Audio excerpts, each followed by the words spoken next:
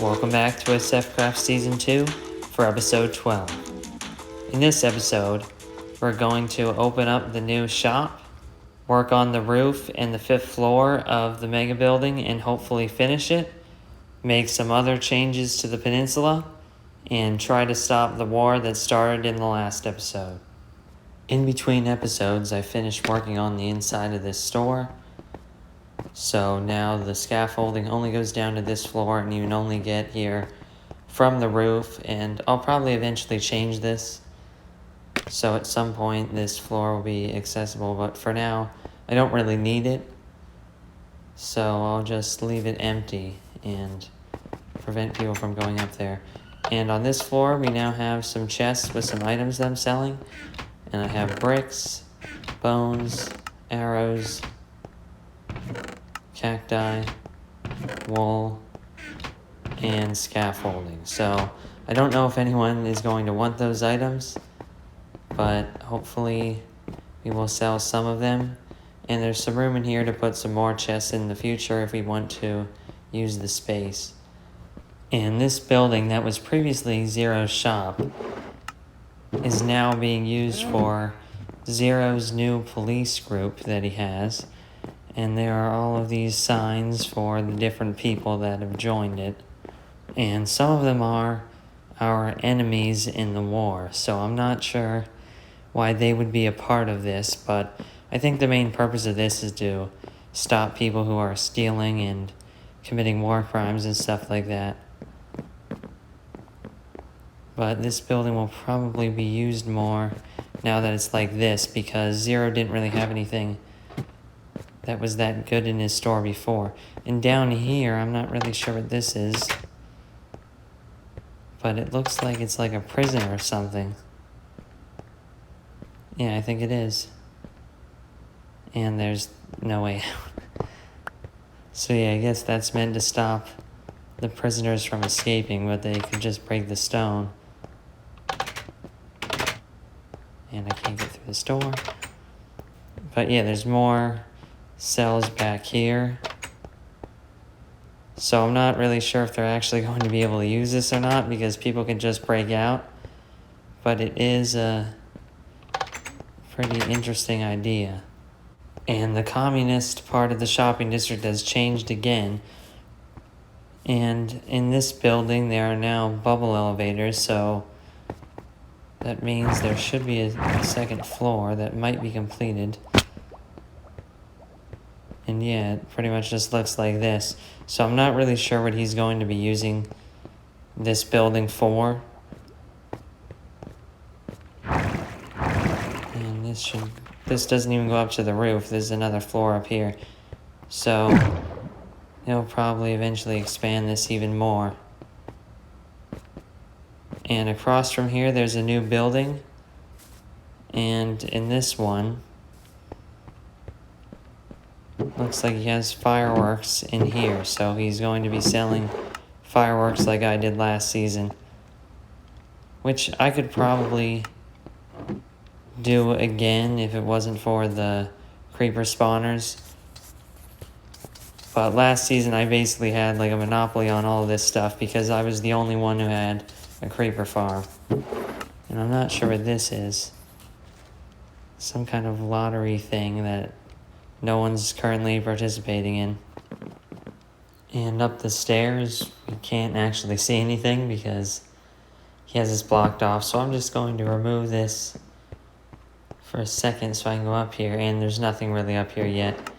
Just some barrels that will eventually have items. So I'm not sure who exactly did this, but someone placed a lot of lanterns here. And these two melons are marking where the center of the building is, so I can make sure that everything on this floor is centered. So the first thing we're going to put in here is a lot of chests for any extra items that I will have that I can't fit into my inner chest or the King F statue. I don't think we're going to actually use a lot of these, but it will be good to have the storage. And in this corner over here, I'll put some tables and villager workstations. And we'll also have a bed somewhere. So I'm going to take all of these lanterns and then we can start working on this. for this floor, I want to actually be able to light it up without needing torches. So I'm going to buy some sea lanterns. So let's put some emerald blocks in there. And this might take a while, but this should be enough to light up the entire floor. And now the side of the floor with the chests is now complete. And I put a lot of chests here. Put 5 rows on this side and 4 rows on the other side. So this should be plenty of storage for anything we would need for the rest of the season. And I also have some crafting tables next to them with sea lanterns. So the next part we're going to work on is the area with the bed. So I placed a bed in that corner, and there's a crafting table, an ender chest, and I also placed some alliance flags around in here, and an ender chest on top of the one sea lantern in the crafting table instead of 2 sea lanterns. And I also placed sea lanterns in the floor, so now the entire floor should be lit up. So now the entire floor is pretty much complete. I put some more alliance banners there, and I have some extra netherite armor and some iron armor statues here. So hopefully no one will steal this, but it's a little too obvious that I don't think people will steal it. I also put 4 furnaces over here if I don't want to use the super smelter, and 4 of these villager workshops here that we can use: a brewing stand, a stone cutter, a loom, and a smithing table. So this entire floor is now complete. So the next thing that we would need to do is work on the roof. So I already outlined the roof in smooth stone, and that's because that is what the roof is going to be made of. This roof is going to be really big and contain a lot of smooth stone, and I'm just going to basically build it up to a point with each level being 3 blocks. So I've gotten a lot of smooth stone, so I think we are ready to go into a time lapse and finish this building.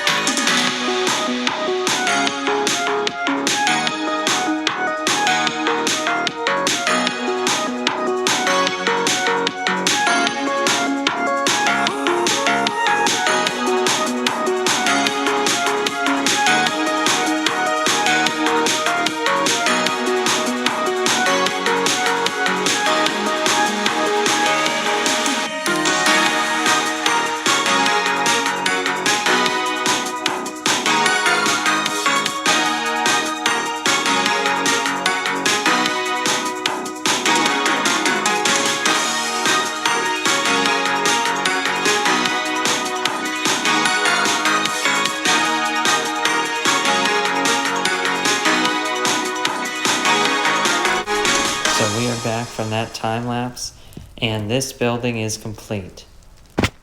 So it's not that easy to see from here, but I had to go far enough away because it doesn't look as good close up and you can't see it very well. But this is pretty much what the roof looks like. And because the building isn't that tall for how wide it is, it looks a little weird, but I think it looks fine from further away and higher up. And now I flew up really high, so you can really see what it looks like now. Inside of it, this was really dark up there, so I put some sea lanterns to light it up.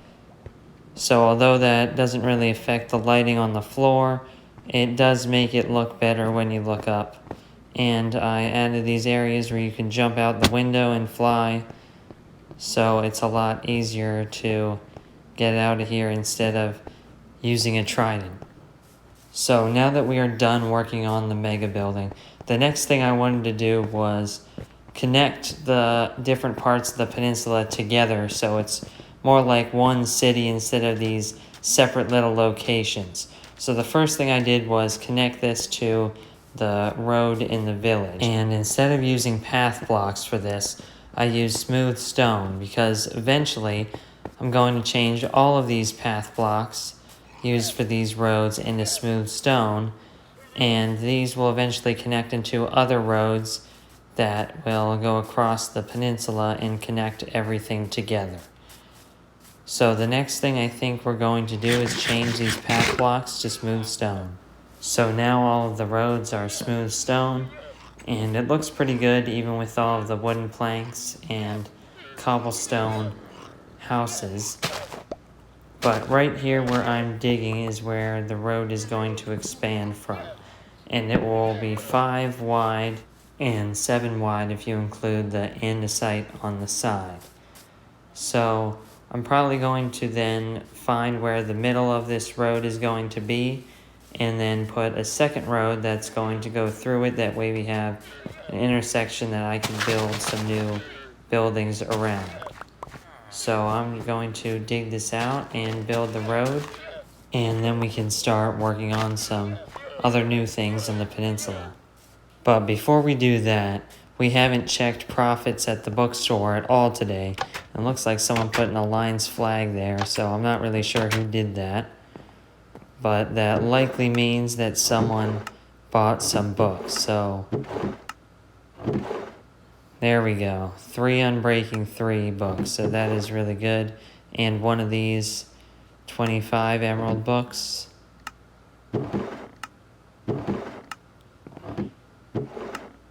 And none of the 40 emerald ones.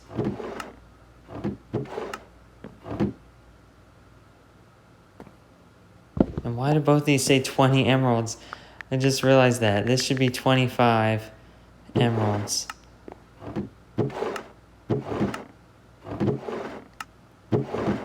And there we go, 3 mending as well.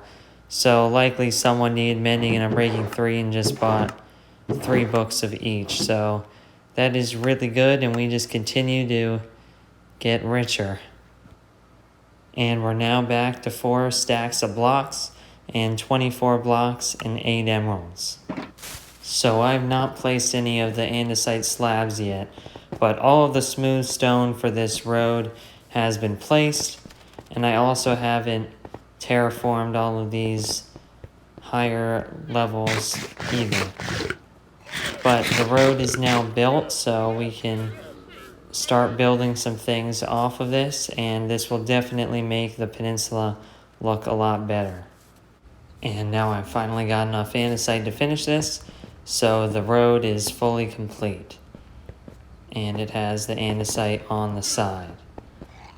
So because I decided to put the road down a half block from the block that the buildings will be on, the andesite will be on the same level as the building, so it will be kind of like a sidewalk on the side of the road. And right where I'm standing here is where the first building is going to go, which means this field here and where I had the beetroot and netherwort, that's going to have to be moved next to the village or somewhere else, because a building is going to be going where this is, and I'm also going to have to terraform some of this area over here where there's either too much grass or there's missing blocks. So now I have outlined the first building that we are going to be building here, and I've also flattened this area and moved the fields for the carrots, beetroot, and netherwort. So this area here still has to be out like this because part of Aaron's base would be sticking out otherwise, but it works fine because this building isn't going to be that big anyway. And the road is somewhat blocked here, but that doesn't matter either because there's not much room to build a building over there. So I'm going to need a lot of sandstone for this building, but there should be plenty exposed from my mining in the mining desert. So we should be able to start working on this soon and start building all of the buildings that are going to be here on the peninsula. Because of the war that started in the last episode, I haven't been able to record as many clips as quickly as I was before, so this video was recorded a lot later than the video before it. But the good thing is, Soch was caught killing one of Zero's dogs, and he also confessed to a bunch of other war crimes.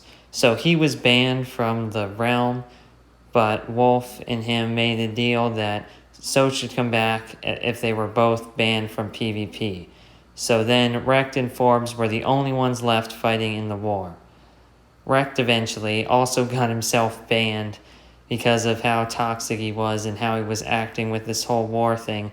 So the original SF Craft members voted to ban him from the realm. Forbes is unfortunately still out there, but I'm still going to try to bring him back into the Alliance, and he's not that powerful on his own anyway.